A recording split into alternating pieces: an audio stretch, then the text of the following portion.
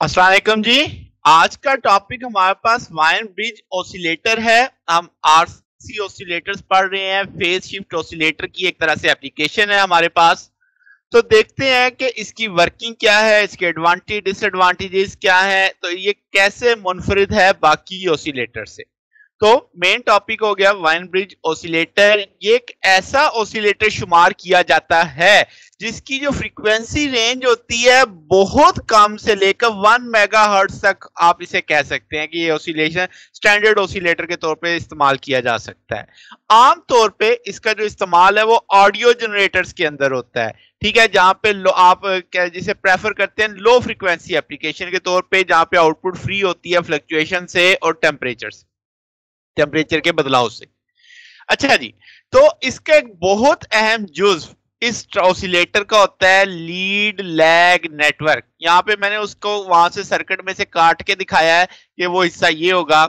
अब आपको इसमें क्या दिख रहा है, दो रजिस्टर दिख रहे हैं, दो कैपेसिटर दिख रहे हैं। एक रजिस्टर और कैपेसिटर पैरेलल में है, एक रजिस्टर और कैपेसिटर सीरीज में है।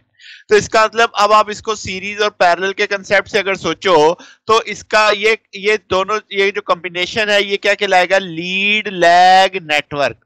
R4 और C1 जो सीरीज में है इसे हम कहेंगे ये लैग पोर्शन बनाएंगे, और R3 और R2 ये लीड पोर्शन बनाएंगे। अब ये लैग और लीड किस तरह है ये अभी नीचे समझते हैं, ऑपरेशन जब मैं समझाता हूं। तो जनाब अब आपके पास आरसी नेटवर्क आपको दिख रहा है, आपको आरसी सर्किट कनेक्ट दिख रहा है पैरेलल में। ठीक है, इसे कहेंगे कि ये हाई पास फिल्टर है, और ये किसके साथ जुड़ा हुआ है, जो R4 और C1 सीरीज में है, ये लो पास फिल्टर है।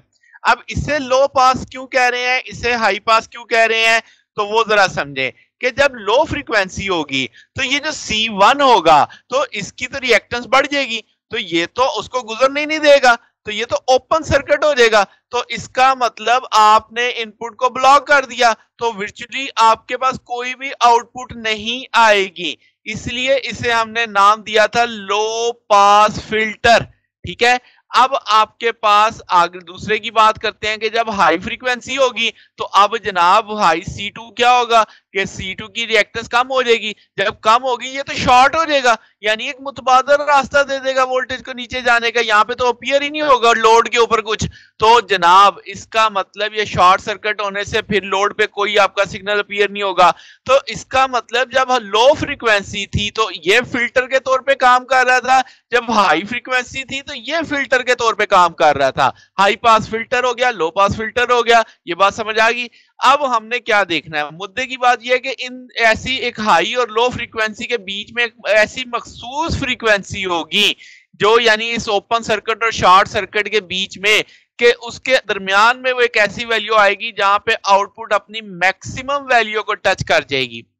जैसे आप देख सकते हो कि फ्रीक्वेंसी और आउटपुट वोल्टेज का ग्राफ बना हुआ है, एक मखसूस वोल्टेज के ऊपर आपको आउटपुट दिख रही है 1/3 ऑफ द इनपुट। इसका मतलब समझ आया कि यानी इस जगह पे हमारे पास जो आउटपुट हो सकती है वो 1/3 ऑफ इनपुट तक ही पहुंच सकती है। तो आपके पास यहाँ पे वो फ्रीक्वेंसी जिसपे अब आपको ये मैक्सिमम वैल्यू अचीव हो रही है उसको हम रेजोनेंट फ्रीक्वेंसी बोलेंगे, FR से लिख देंगे।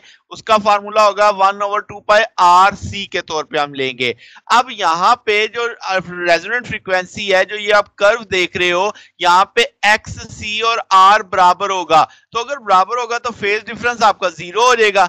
बात समझ आ गई। तो इसका मतलब ये एक ऐसा ऑसिलेटर हम पढ़ने जा रहे हैं जिसमें आपको फेज शिफ्ट है ही कोई नहीं, आपके पास वो है ही 0 के ऊपर, यानी जो आपकी इनपुट आएगी वो आपके पास 0 फेज शिफ्ट बना रही होगी इस फिल्टर के थ्रू, जो इस नेटवर्क के थ्रू आ रही होगी।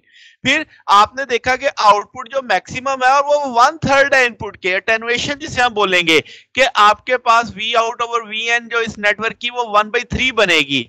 ये कब होगा, जब R3 R4 के बराबर होगा और दोनों रिएक्टेंस बराबर होंगी, जैसे मैंने यहां पे लिखा। तो जनाब ये एक बेसिक सा, अब आपने लैग और लीड नेटवर्क को देखा कि इसकी वर्किंग क्या है। इसी सोच को लेके अब हम अपने बेसिक सर्किट के ऊपर आ जाते हैं जो कि वाइन ब्रिज ऑसिलेटर है आपके पास।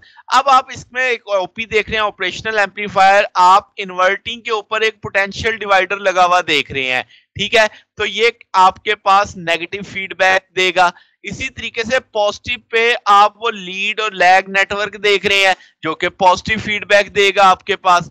ठीक है, फीडबैक दोनों तरफ से आ रही है, इधर से नेगेटिव इधर से पॉजिटिव। तो एक जो टर्मिनल है, एक आपके पास लीड लैग नेटवर्क के साथ कनेक्टेड है, एक पोटेंशियल वोल्टेज डिवाइडर के साथ कनेक्टेड है। मुख्तलिफ बुक्स में मुख्तलिफ तस्वीरें होती हैं, मुझे ये कंपैरेटिवली आसान लगती है तो मैं इसी से लेके चल रहा हूं। तो अब आप देखो तो आपके पास जो नॉन इन्वर्टिंग यानी ये पॉजिटिव वाली जो आपके पास टर्मिनल है, यहां पे अगर आप देखो तो आपने लीड लैग जो नेटवर्क लगाया है तो उधर से जो अब आएगी जीरो आपके पास उसमें फेज शिफ्ट होगा। अब आप देखो जब आप यहां पे इनपुट देते हो तो आउटपुट भी बगैर फेज शिफ्ट की आती है, इसने भी कोई फेज शिफ्ट नहीं दिया, तो इसका मतलब बगैर आपको पास फेज शिफ्ट आएगी नहीं। तो यहां से अब इनपुट जो आपकी बन रही है वो पॉजिटिव तक चली गई आपके पास, यानी आपने उसे वापस लिया आउटपुट से, वापस किसको दिया, इनपुट के ऊपर। अच्छा जी, तो अब आपके पास जब सर्किट स्टार्ट होगा तो ये आपके पास जो ब्रिज सर्किट है ये ऑसिलेशंस पैदा शुरू कर देगा। अब आपके पास क्या होगा, जो आपका लैग और लीड नेटवर्क है इसने तो सिर्फ एक मखसूस सिग्नल को जाने देना है जिसकी फ्रीक्वेंसी FR के बराबर होगी, तो हम कहेंगे वो जाएगा भी इन फेज किसके साथ, नॉन इन्वर्टिंग इनपुट के साथ। जब वो नॉन इन्वर्टिंग इनपुट पे जाएगा तो फीडबैक सिग्नल एम्पलीफाई हो चुका होगा और उसे दोबारा वापस लाया जाएगा कहां तक, पॉजिटिव तक। तो आपके पास हम कहते हैं लूप गेन 1 है, यानी AB अल्फा AB बराबर 1 होना चाहिए। तो अगर आपके पास ये 1/3 है तो इसका मतलब क्लोज लूप गेन 3 होना चाहिए ताकि मल्टीपल कितना आ सके, 1 आ सके। तो इसका मतलब हमने एम्पलीफायर जो क्लोज लूप गेन है उससे कम कर दिया है, उसे 3 तक फिक्स कर दिया है। तो आपके पास इस पॉइंट पे लूप गेन 1 है तो आउटपुट सिग्नल जो है वो लेवल यानी ऑसिलेशन आपकी सस्टेन रहेंगी, मेंटेन रहेंगी। तो अब इसका मतलब अगर हम इसके एडवांटेज देखें कि हमें क्या होगा, ये कांस्टेंट आउटपुट देने वाला है, आपको सर्किट इजीली काम करेगा और आपके पास आप ऑसिलेशन आसानी से चेंज कर सकते हैं पोटेंशियोमीटर की मदद से, यानी रेजिस्टेंस को वेरी करेंगे तो आरसी वेरी कर देगा ना, तो उससे आपके पास वो वैल्यू चेंज हो जाएगी।